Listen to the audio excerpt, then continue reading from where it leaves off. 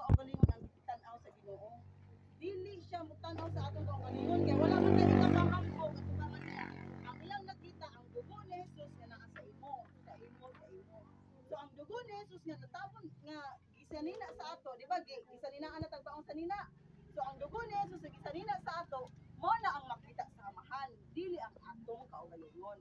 So mao na nga naagitay kagawasan sa pagduol sa iya. Miski unsa may atong batasan nga nag-struggle ta, pero magpasalamat ta nga nag-struggle ta sa atong ang struggle kana bitang nagbuol ta sa atong batasan na taraw libakira. Mas maayo na nga nagbuol ka kay ngano na may balang espiritu nga nagconvict sa imo nga huy nang libak ka. Kaysa una nga wala kay Hesus, mag-ul ba ka kung libak ka? Dili.